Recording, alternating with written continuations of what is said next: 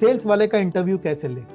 Sales वाले का interview लेना एक बहुत ही इंपॉर्टेंट स्किल है और आपको इसके लिए मैं एक शीट दे रहा हूँ, जिस शीट को इस्तेमाल करके आप कभी भी सेल्स वाले को रिक्रूट करेंगे और कभी आपकी गलती नहीं होने वाली। इस वाली शीट को आपको समझाता हूँ, आप इस शीट को डाउनलोड कर सकते हो, इसके अंदर मैंने सारी चीजें इंक्लूड कर दी। अगर आप इस वाली शीट को देखोगे तो आपको समझ में आएगा कि जो आपकी सेल्स के जो आप लोग ढूंढते हैं उनके अंदर कुछ इस तरीके की स्किल्स हैं जो आपको दिखनी चाहिए। सबसे पहली जो स्किल है वो सेल्स प्रोसेस की नॉलेज।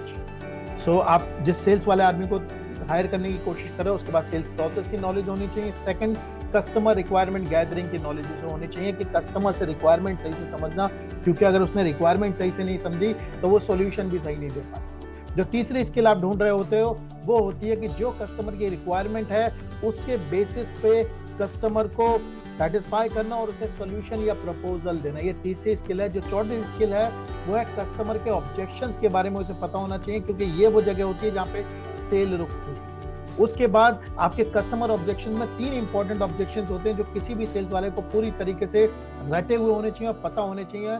तो वो होते हैं प्राइस ऑब्जेक्शन, ट्रस्ट का ऑब्जेक्शन और डिले का ऑब्जेक्शन। प्राइस ऑब्जेक्शन मतलब जब आपका कस्टमर कहता है भाई ये वाली चीज बहुत महंगी है। ट्रस्ट ऑब्जेक्शन मतलब यार मुझे समझ में नहीं आ रहा तुमसे लूं कि नहीं, क्योंकि वो मन में सोचता है कि यार पता नहीं कर पाएंगे कि नहीं कर पाएंगे। और डिले का ऑब्जेक्शन मतलब सोच के बताता हूँ, किसी से पूछ के बताता हूँ। ये सारे डिले के ऑब्जेक्शन होते हैं। आपका सेल्स वाला जो है वो इन ऑब्जेक्शन को मैनेज करने में एकदम पारंगत होना चाहिए। उसके बाद जो नेक्स्ट स्किल आप उसमें देखना चाहते हो वो ये चाहते हो, उसे कहते हैं फॉलो अप की स्किल। ये बड़ी इंपॉर्टेंट स्किल होती है क्योंकि डेटा कहता है कि 100 में से आपके 3% ही क्लोजर होते हैं जो उसी टाइम पे होते हैं।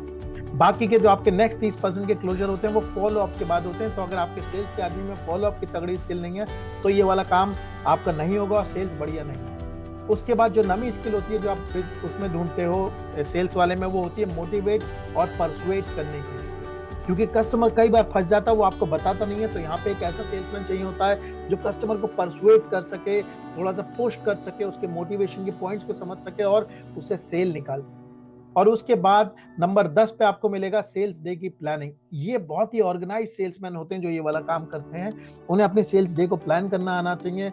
जैसे कि पहले मैं नई लीड्स के रीच आउट करूंगा, सेकंड लेवल पे मैं पुराने फॉलो अप्स करूंगा। तो उन्हें पूरा पूरा प्लानिंग आनी चाहिए दिन में सेल्स को प्लान कैसे करेंगे।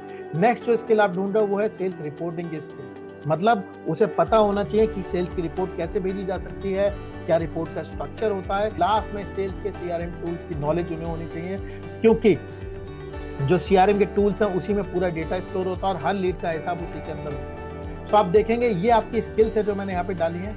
अब इससे रिलेटेड मैंने यहाँ पे आपको क्वेश्चंस दिए। क्वेश्चन देख लेते हैं और आप इन वाले क्वेश्चन को स्ट्रेट अवे इस्तेमाल कर सकते हो। और तो मैं आपको जो क्वेश्चन बता रहा हूँ वो है ये।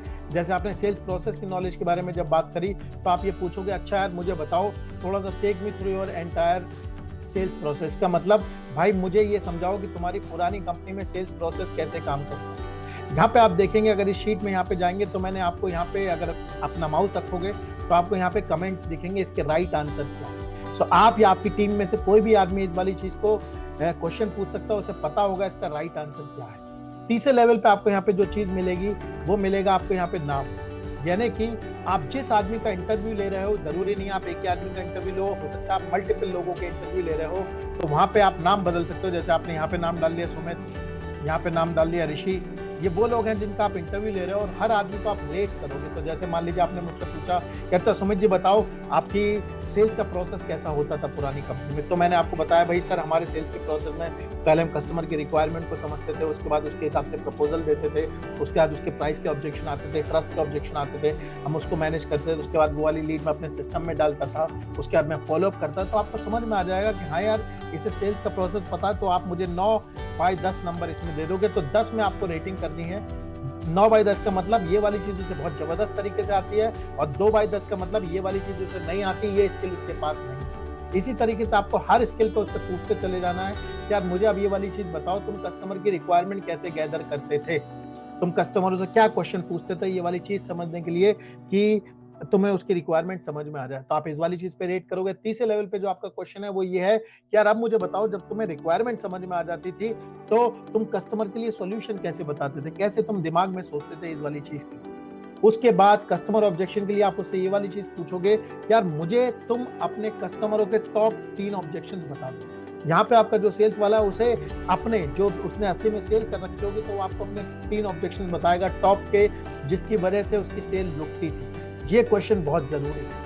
उसके बाद आप प्राइस ऑब्जेक्शन पे जाओगे, उससे पूछोगे अच्छा मुझे बताओ, जब तुम्हारा कस्टमर तुम्हें प्राइस के ऑब्जेक्शन देता था, कुछ ऐसी बात कहता था, यार तुम्हारा प्रोडक्ट बड़ा महंगा है, सर्विस बड़ी महंगी है, तो तुम उसे कैसे तोड़ते हो? उसके बाद तुम ट्रस्ट के ऑब्जेक्शंस को कैसे मैनेज करते हो? उसके बाद तुम डिले के ऑब्जेक्शन को कैसे मैनेज करते थे? जब कस्टमर तुमसे कहता था अच्छा यार सोच के बताऊंगा, बीबी से पूछ के बताऊंगा, तो आप क्या करते? उसके बाद जो नेक्स्ट क्वेश्चन आप पूछोगे फॉलो अप। यार मुझे बताओ, कस्टमर तुम्हारा खरीदता नहीं था, तो तुम कैसे ये इंश्योर करते थे कि तुम हर कस्टमर को फॉलो अप करो? क्योंकि फॉलो अप पे बहुत सारी सेल्स क्लोज होती है, तो मुझे बताओ ये इसका तुम्हारा प्रोसेस क्या है? अगर वो तगड़ा सेल्समैन होगा तो आपको प्रोसेस होगा। उसके बाद आप ये पूछोगे यार मुझे बताओ, कभी कभी कस्टमर रुक जाता था, अटक जाता था, तुम उसे मोटिवेट करने के लिए क्या कहते थे, और वो कौन सी चीज है जिस पे कस्टमर अटकता था, थोड़ा मुझे इसके बारे में बताओ। उसके बाद जो नेक्स्ट क्वेश्चन है आप उससे पूछोगे कि यार मुझे बताओ तुम अपने सेल्स का डे कैसे प्लान करते हो, किस तरीके से करते थे? हो सकता है वो कंफ्यूज हो, तो उसे बताना भाई तुम्हारे जो सेल्स का दिन है उसमें अलग अलग चीजें होती हैं, तुम नए कस्टमर से मिल सकते हो, किसी कस्टमर से उधारी के लिए मिल रहे होगे, किसी से बिलिंग के लिए मिल रहे होगे, तो तुम कैसे प्लान करते थे ताकि तुम ज्यादा से ज्यादा सेल्स निकाल सको? उसके बाद आप उससे पूछो मुझे बताओ यार सेल्स का रिपोर्टिंग स्ट्रक्चर क्या था, क्योंकि अगर उसके पास रिपोर्टिंग स्ट्रक्चर वो आपको नहीं बता सकता, इसका मतलब वो पुराने वाले ऑफिस में एकदम आजाद पंछी की तरह घूमता होगा, और यहाँ पे शायद उसे दिक्कत होगी, तो उससे जरूर पूछेगा भाई सेल्स की रिपोर्टिंग कैसे होती थी, उसका स्ट्रक्चर क्या, और लास्ट में क्या वो कोई सेल्स का सीआरएम टूल यूज करता था। और जब आप ये वाला इंटरव्यू ले रहे हो, तो जिन लोगों के सबसे ज्यादा मैक्सिमम नंबर आए वो आपके लिए राइट कैंडिडेट होगा। ये हर क्वेश्चन उससे पूछिएगा जरूर, क्योंकि अगर आप कायदे से अपनी तैयारी करके अपने हिस्से की नहीं जाओगे तो आपकी कंपनी में गलत लोग घुसेंगे। इसलिए ये वाली जो शीट है इसे डाउनलोड कर लो, और आज से हमेशा कभी भी सेल्स एग्जीक्यूटिव हायर कर रहे हो तो इस वाली शीट को इस्तेमाल करना। मैं लिख के देता हूं आपको, कभी भी खराब सेल्स का आदमी आपकी कंपनी में घुस ही नहीं सकता। अगर आपको ये वाला वीडियो पसंद आया है तो प्लीज मेरे साथ इस वाले वीडियो को अपने लोगों को शेयर करिए, और इस वीडियो को जरूर लाइक करिएगा। मेरे अगले वीडियो तक के लिए आपको मेरा बहुत बहुत नमस्कार। Thank you very much.